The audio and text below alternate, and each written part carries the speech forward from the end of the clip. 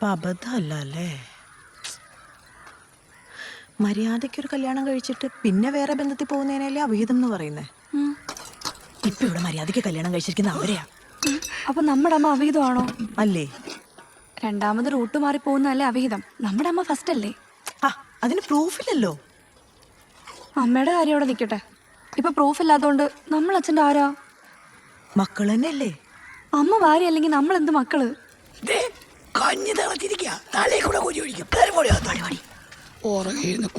പറഞ്ഞോണ്ടിരിക്കുന്നത്.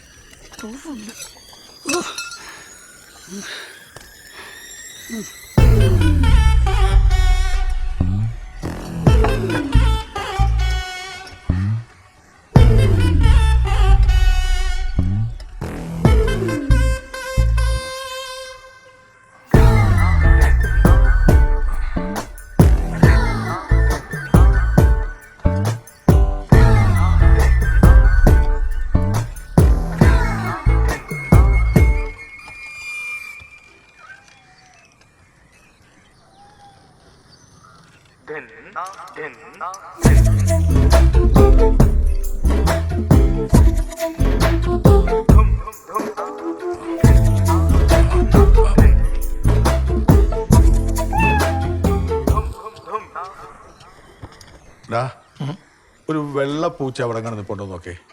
ഇവിടെ അവിടെ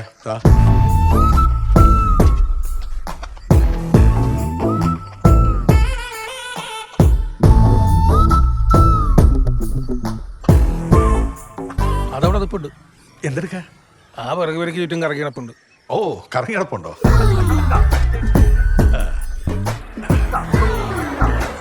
ഇഷ്ടം. നീ അങ്ങോട്ട് പോവാ? ഞാൻ പറമ്പിലേക്ക്.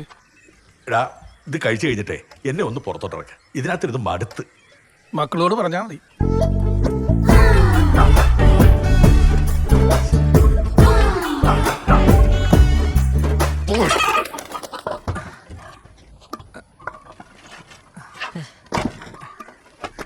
രണ്ടു മാസം കൂടുമ്പോഴൊക്കെ അച്ഛൻ വരാറുള്ളു.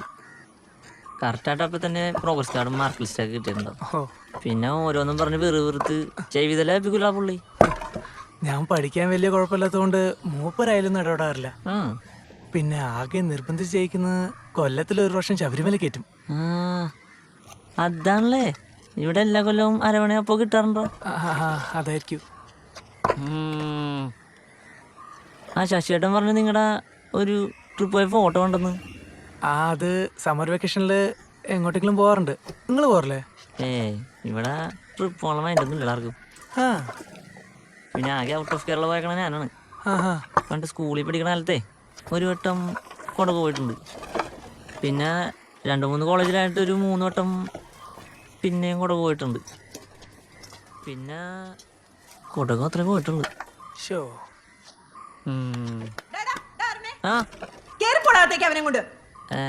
തുടങ്ങി. നീ വേണം പുറത്തേക്ക് ഇറങ്ങിയേക്കോ. പറഞ്ഞാലും മനസ്സിലാവില്ല ഇതിനൊന്നും. കോളേജിലെ അഡ്മിഷൻ നേരത്ത് അച്ഛനാണ് വന്നിരുന്നത്. അപ്പൊ ആപ്ലിക്കേഷൻ ഫോമിൽ ഒട്ടിക്കാൻ പാസ്പോർട്ട് സൈസ് ഫോട്ടോ വെച്ചപ്പോ എൻ്റെ ഉണ്ടായില്ല. എന്നിട്ട് അച്ഛൻ്റെ ചെറിയായിട്ടൊന്ന് ഉറപ്പിച്ചപ്പോ തന്നെ പുള്ളി മേടിച്ചിന് ഫോട്ടോ എടുത്ത് കൊടുത്ത്. എനിക്ക് ഉറപ്പാണ് ഞാൻ ജീവിതത്തിൽ അങ്ങനെ ഒരു ഫോട്ടോന് പോസ്റ്റ് കൊടുത്തിട്ടില്ല. എന്നിട്ട് കാര്യം ചോദിച്ചപ്പോ പുള്ളി എന്നെ ഫോട്ടോനാക്കി ട്രാക്ക് വാങ്ങിച്ചാ.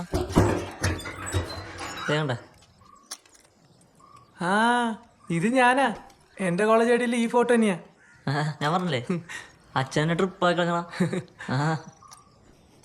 എടാ എന്നാലും എൻ്റെ ഇടയിൽ നിന്റെ ഫോട്ടോ ആണല്ലേ കുറച്ച് സപ്ലൈ ഒക്കെ ചെയ്തണ്ടായി. അപ്പൊ അതങ്ങോട്ട് എഴുതിയെടുക്കാൻ പറ്റില്ലല്ലേ? കുഴപ്പമില്ല.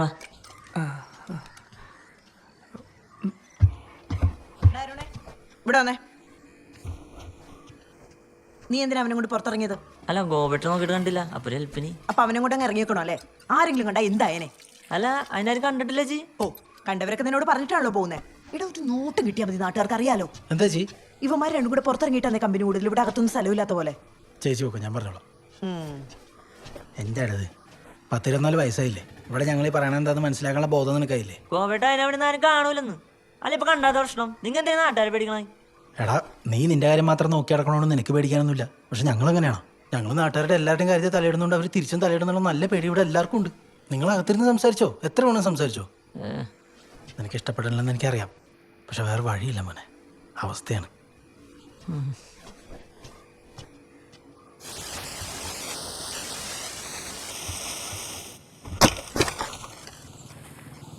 ആ അടുത്ത റൗണ്ട് കയറാറായി. സുരിയെ വിളിക്കണ്ടേ? വേണോട്ടെ, തെങ്ങിക്കറുത്ത് മെഷീൻ വല്ല റണ്ണ് കിട്ടുമെന്ന് നോട്ടെ. ഇനി ഇതിന്റെ പേരിൽ ആരെയും ഇങ്ങോട്ട് അടുപ്പിക്കാൻ നിൽക്കണ്ട, നമുക്കറിയ ആ കേസ് വിട്ടേക്ക്. അച്ഛന്റെ സപ്തതി ഇങ്ങ് അടുക്കാറായി, നാട്ടുകാരെയൊക്കെ വിളിക്കണ്ടേ? പരിപാടി ചെറിയ രീതിയിൽ നടത്തുന്നുള്ള പറഞ്ഞ് നാട്ടുകാരെ ഒഴിവാക്കാം, പക്ഷെ കുടുംബക്കാരെ വിളിക്കേണ്ടി വരില്ലേ? എടാ, സപ്തതി ആഘോഷിക്കുന്നുണ്ടെങ്കിൽ വിളിച്ചാൽ പോരെ, ഒരു പിണ്ണാക്കം വേണ്ട.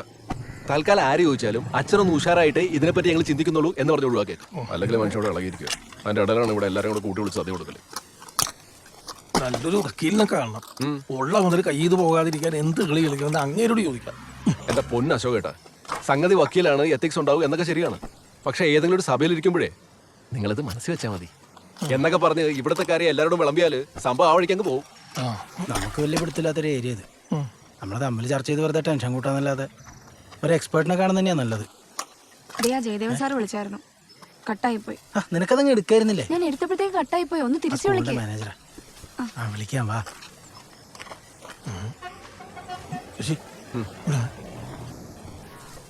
ലതയുടെ ഉള്ള ആഭരണങ്ങൾ മുഴുവൻ പണയത്തില. ആ തിയേറ്ററിലെ ജോലി പോയത് മുതൽ ഇതുവരെ കഴിഞ്ഞു പോയതെല്ലാം അതുമല്ല. അവൻ ആ സ്കൂളിലെ ജോലി വേണമെന്ന് ഭയങ്കര ആഗ്രഹമുണ്ട്. അതിന് ഡെപ്പോസിറ്റുള്ള പൈസ കണ്ടിരിക്കുന്നത് അവൻ ലതയുടെ വീരത്തിലാണ്. ആ കാര്യം ലതയ്ക്ക് അറിയുകയും ചെയ്യാം. അതുമല്ല, ഈ വിവരം നിന്നോട് പറയാൻ അവന് നല്ല മടിയുണ്ട്. അതുകൊണ്ട് നീ തന്നെ ഒരു ഇനിഷ്യേറ്റീവ് എടുത്ത് അവൻ എന്തെങ്കിലും ചെയ്തു കൊടുക്കണം.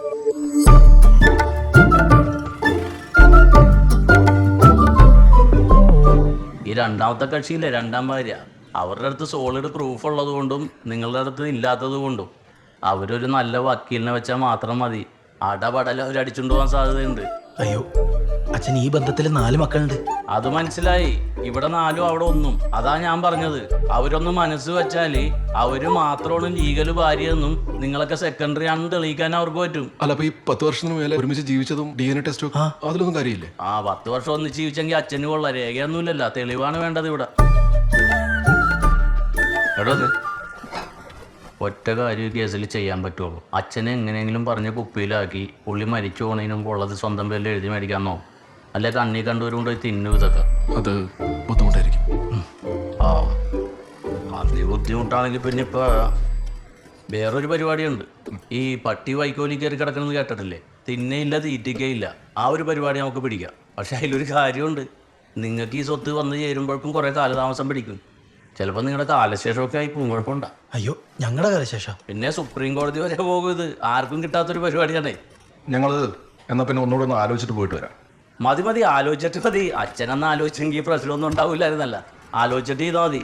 പിന്നെ മറ്റേ പാർട്ടിൻ്റെ അടുത്ത് വരണമെങ്കിൽ ഞാൻ അവരുടെ കൂടെ നിൽക്കും. എന്താണെന്ന് വെച്ചാൽ അവരുടെ പേപ്പർ ഉണ്ടല്ലോ, ജയിക്കാൻ സൗകര്യം അതാണ് എനിക്ക്. പിന്നെ നിങ്ങളുടെ ഈ മൂവ്മെൻ്റ് അവരറിയാൻ നിൽക്കണ്ട.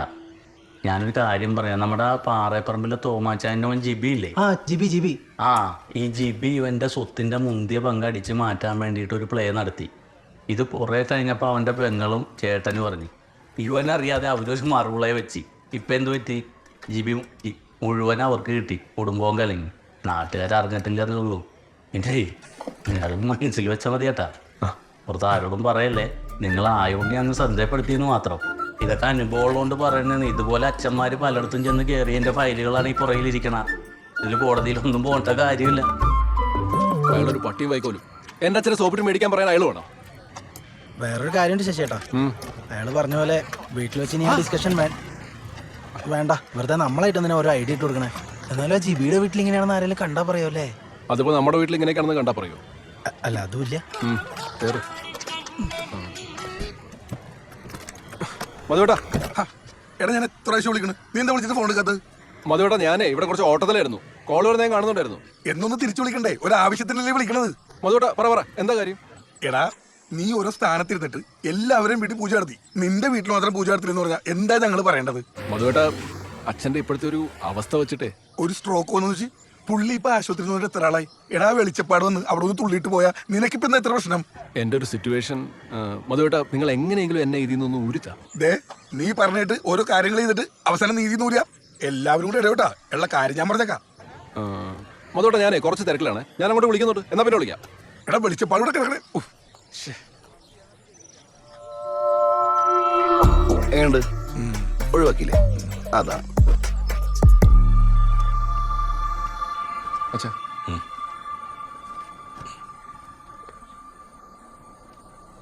ഇതെന്ത് ഗുളിക? അച്ഛൻ്റെ കുളിക.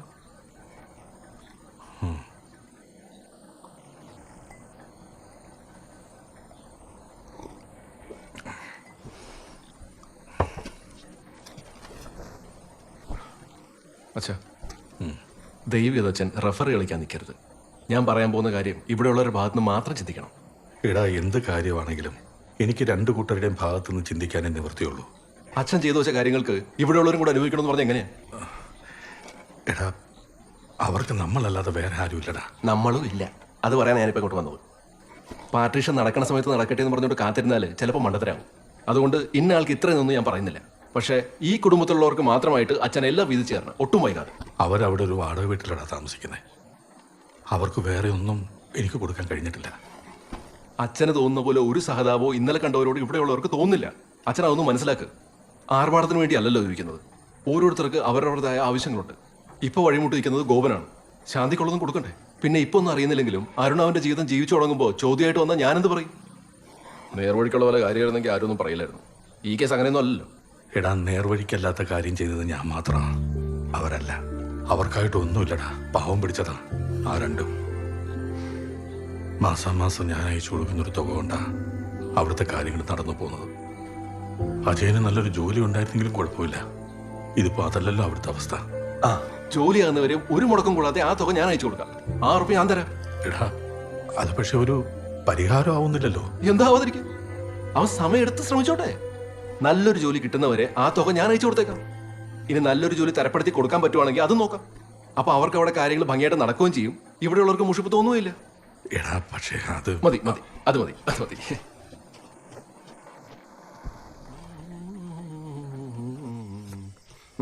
ആ മോനെ, നല്ലപോലെയൊക്കെ പഠിക്കണം കേട്ടോ. നമുക്ക് എന്തെങ്കിലും വേണമെങ്കിൽ പറഞ്ഞാൽ മതി. ആ